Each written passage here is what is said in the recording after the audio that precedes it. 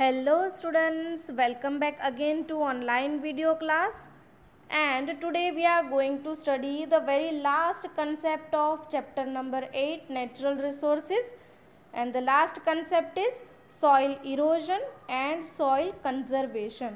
So let us move forward with this explanation. Soil erosion. अब generally soil erosion होता क्या है? जो बहुत ही इम्पॉर्टेंट लैंड के जो पार्टिकल्स होते हैं वो एक जगह से दूसरी जगह चले जाते हैं with the help of moving air and water. इसके वजह से जो ज़मीन सूखा हो जाता है उसको हम बोलते हैं सॉइल इरोजन। आइए इसका मीनिंग हम डीपली स्टडी करते हैं।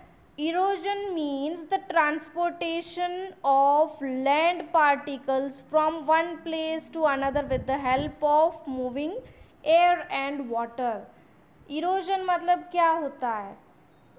कोई भी लैंड पार्टिकल्स होते हैं, ज़मीन पर जो काफ़ी न्यूट्रिएंट पार्टिकल्स होते हैं जो ज़मीन को हेल्दी रखता है, वो पार्टिकल्स एक जगह से दूसरी जगह मोबिलाइज होता है with the help of moving air and water is called erosion. अब अदर वर्ड्स में अगर हम स्टडी करें तो faster transportation of particles of the surface land to other place by natural forces. कोई भी नेचुरल फोर्सेस या तो नेचुरल फैक्टर्स से फटाफट ट्रांसपोर्ट होने वाले जो लैंड पार्टिकल्स होते हैं, जो लैंड के सरफेस पर होते हैं, उनको हम बोलते हैं soil erosion. It takes many years to form the upper layer. ज़मीन का जो सरफेस होता है या तो upper layer of the land होता है, उसको फॉर्म होने में बहुत साल लग जाते हैं। Okay, if the soil particles are carried away because of heavy rain और by stormy wind the agriculture production decreases. अब इससे क्या होता है, जो भी सॉइल पार्टिकल्स होते हैं वो या तो हैवी रेन की वजह से, बहुत ही हैवी बारिश हो रही है, और स्टॉर्मी विंड, तूफ़ानी हवा जो होती है, उन दोनों फैक्टर्स के वजह से क्या होता है, सॉइल पार्टिकल्स मूव हो जाते हैं दूसरी प्लेस में, और उससे क्या होता है, जो एग्रीकल्चरल प्रोडक्शन होता है, जो फार्मिंग होती है, जो कल्टीवेशन होती है, वो कम हो जाती है, उसकी इंटेंसिटी कम हो जाती है। It is extremely necessary to maintain this upper layer for agriculture so the soil erosion should be prevented. अगर ये जो लैंड का जो अपर लेयर होता है या लैंड के सरफेस को अगर हम मेंटेन करके रखें और वो जो सॉइल है उसको अगर हम उसको मेंटेन करके रखें तो उससे क्या हो जाएगा, हमारा सॉइल इरोजन जो है वो बंद हो जाएगा, और उससे क्या होगा, हमारा एग्रीकल्चर प्रोडक्शन वापस से बढ़ने लगेगा। सो ये नेसेसरी है कि सॉइल इरोजन को हम प्रिवेंट करें। तो अब ये क्वेश्चन आता है हमारे माइंड में कि सॉइल इरोजन को हम प्रिवेंट कैसे करें, क्या स्टेप्स ले जिससे सॉइल इरोजन प्रिवेंट हो सके। तो ये पॉइंट्स दिए गए। Control the grazing activity on the land. सबसे main important point, grazing activity.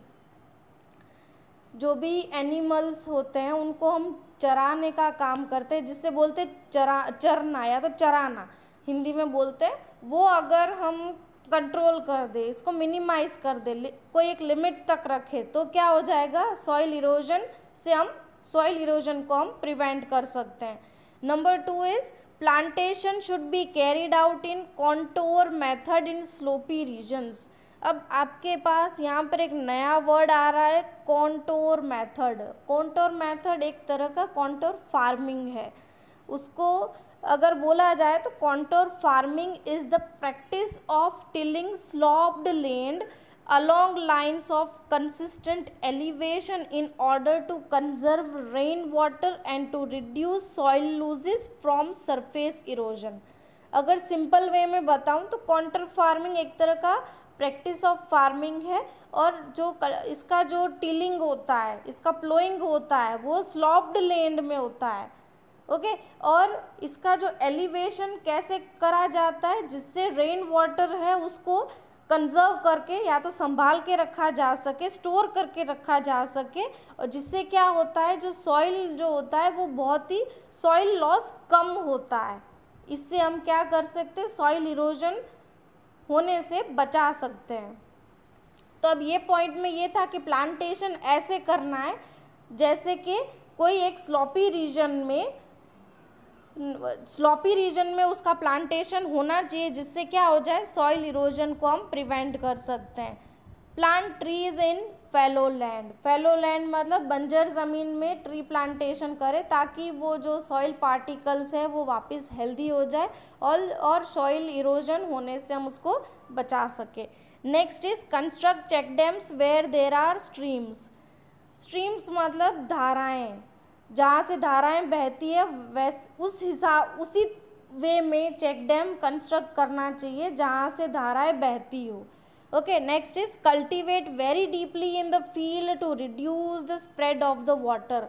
Cultivation deep land पे होना चाहिए जिससे क्या हो, पानी का स्प्रेड कम हो और वो पानी कल्टीवेशन के काम में लिया जा सके। Okay, I hope you are clear with this concept. Next is soil conservation.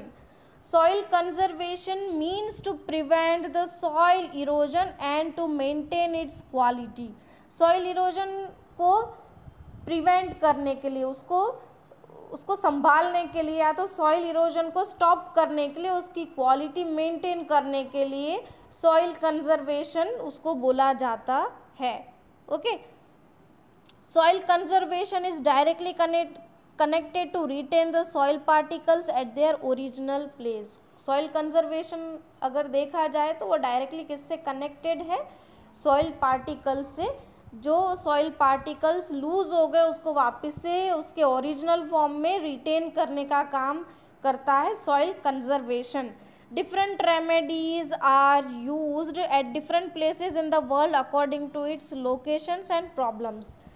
अलग अलग लोकेशंस या तो अलग अलग प्रॉब्लम्स के लिए अलग अलग रेमेडीज़ की जाती है ताकि सॉइल इरोजन को उससे बचाया जा सके।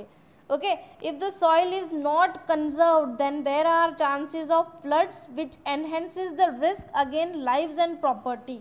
अगर सॉइल को कंजर्व नहीं अगर करेंगे तो उससे क्या हो जाएगा, फ्लड के चांसेस बढ़ जाएंगे, जिससे क्या होगा, लाइफ और प्रॉपर्टी पर एक बड़ा रिस्क होगा। Okay, the soil conservation is very much necessary, इसलिए सॉइल कंजर्वेशन करना बहुत ही ज़रूरी है। Okay, next is remedies of soil conservation. Soil conserve हम कैसे कर सकते हैं, उसके रेमेडीज हम जानते हैं। The roots of the forest cover hold the soil particles. Forest cover के जो रूट्स होते हैं या जो ट्रीज़ के रूट्स होते हैं वो सॉइल पार्टिकल्स को जकड़ के रखते हैं, इससे क्या होता है, सॉइल कंजर्व हो सकता है। Okay, next is plant trees in the river gorges and on mountain slopes. Trees को माउंटेन के स्लॉप्स में या तो नदियों की घाटियों में या तो जो घाटियों में जो नदियाँ बहती है वहाँ पर ट्रीज़ को प्लांट करना चाहिए। Next is a series of trees should be grown near a desert region to prevent the winds with more velocity. जो विंड्स की वेलोसिटी ज़्यादा होती है, अगर उन विंड्स को प्लांटेशन या तो ट्रीज उगाने से या तो सॉइल को बचाने के लिए क्या करना चाहिए, डेजर्ट रीजन के नियर बाय ट्रीज को सीरीज में ग्रो किया जाए ताकि जो विंड की वेलोसिटी है वो पहुंचते पहुंचते कम हो जाए और इससे क्या होगा, सॉइल इरोजन से बचा जा सकता है और सॉइल को हम कंजर्व कर सकते हैं। The river flood should be controlled by diverting their flow in other rivers और इन ड्राई रिवर बेड्स। नदियों का जो फ्लो है उसको हमको कंट्रोल करना है।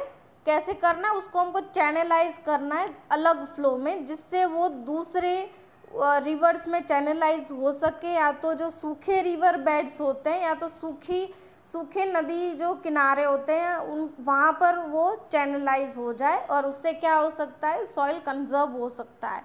Methods like horizontal cultivation, terraced farming etc. should be implemented. Horizontal cultivation और टेरेस्ड फार्म जैसे मेथड्स को अपनाया जाए, उसको इम्प्लीमेंट किया जाए ताकि हम सॉइल को कंजर्व कर सके. Okay, so these are horizontal cultivation.